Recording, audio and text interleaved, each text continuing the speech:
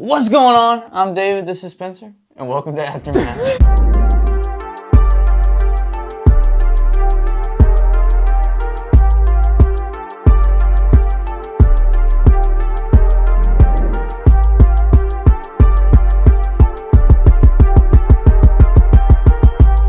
Welcome back to Aftermath, the Sportscaster. We cover the 912 area. We just got done with week 9. It was a crazy week. We got a lot of shutouts, a lot of close games. But first, before we get into how you did on Quick Picks, make sure y'all like, comment, subscribe, hit the bell icon, follow us on Instagram to keep up to date with what everything's going on when we do events and merch and stuff like that.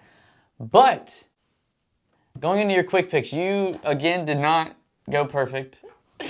I don't know if you've gone perfect yet, but you do have a pretty good record right now. You are 79 and 14?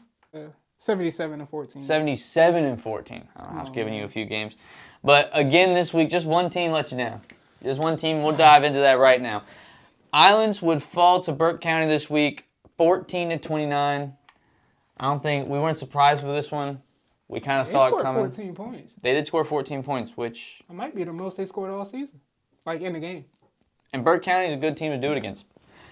Windsor would fall to Appling County this week. Appling would take care of them 61 to 0. Boy, they're young, so... Yeah. Say they'll bounce back, hopefully. Jenkins would bounce back this week, beating Greenbrier 24 to 0. Say that was a solid win for them. They needed one. Yeah, they definitely needed that. Say get their spirits feeling good. BC would go and take on Southeast Bullock. They would end up winning 28 to 7. I'm surprised on how close of a game this was. I mean, 21 points is still a good spread, but just I expected 40, 50. I expected at least like a 35, 40 piece on them. I ain't gonna lie, but hey, a win's a win. Savannah High would lose to Metter this week, 49 to 0. Man. I mean, I'm not too surprised about that. But yeah. Boy, these shutouts is crazy. Speaking of shutouts, we got one more this week. Bethesda would shut out Northside Christian 40 to 0. Bethesda's on a roll. Man, what are they, like 9-0 now? Bethesda is cooking. They're nice. Nobody was talking about Bethesda all summer. Even me. Like, I wasn't talking about Bethesda, but shout out to them, man. Definitely going to pop out for a playoff game. And then going into the game of the week that we were at this week, New Hampstead would lose this week 16 to 21 against Wayne County. And like I said, it was a game. Man, New Hampstead keeps beating themselves. Yep. New Hampstead keeps beating themselves.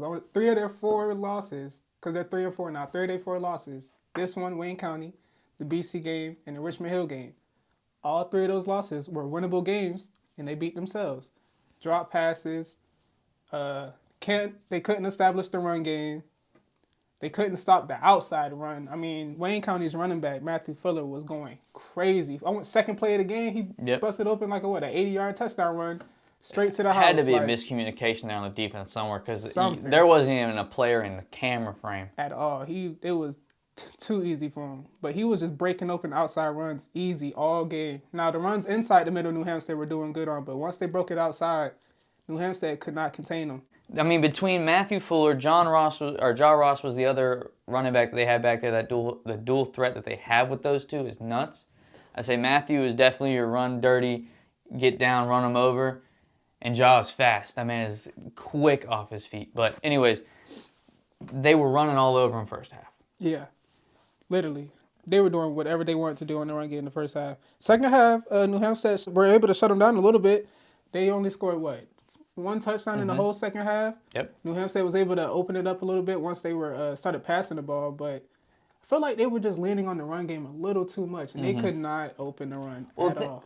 Wayne County they were dropping passes everywhere, and it wasn't just one person. It was every single receiver on the team, which surprised me. All three of them were dropping passes. Which I know. I mean, I know it was wet. It was wet in the first quarter. Rain did stop towards the second.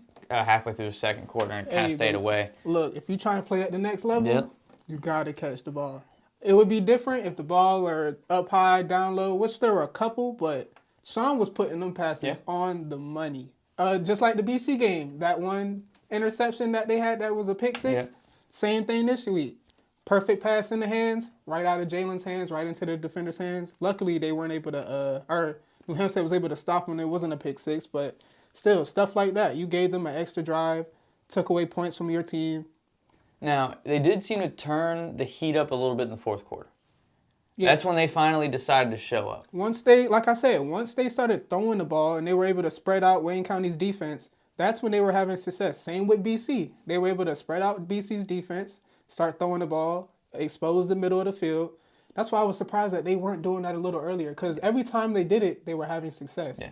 But, like you said, they were dropping the ball a lot, so coach was probably like, we're not about to keep doing this. But, man, that fourth quarter, those last, 3 drives got crazy. Yeah. I mean, Kari Maxwell had 2 touchdowns just in that quarter. And could have had at least 2 more, at least 1 more, because I want to say the other drop came on the same drive. He scored one of them, but he could have had the game-winning touchdown. Mm-hmm. It was good defense by Wayne County. I want to say it was number 1 maybe, but that ball was right there. Yeah. That was a perfect ball from Sean. It was right there in his face. And we've seen him make these catches before. Exactly. That's why I was like, bro, you gotta bring that down. In that type of situation, New Hampstead needed to win that game. Mm-hmm. Because now they're fighting for 3rd place, but they have to beat Burke County if they want 3rd place. Burke County's a tough team. Yeah. So they needed to beat Wayne County to kind of just have a little safer spot when it comes to seeding, but another tough loss. Do they play Burke next week or the week after? I want to say they have Islands this upcoming week, and they have Burke County after that. Okay. But anyways, again, thank you for your time on this episode. Nice quick one. If you like these kind of quick recaps, let us know in the comments. Give us some more segment ideas. We're going to start trying to use the segments on our Thursday episodes, we think, going into the week and kind of hyping the weekend up. But make sure you like, comment, subscribe, hit the bell icon. And again, until Thursday, peace.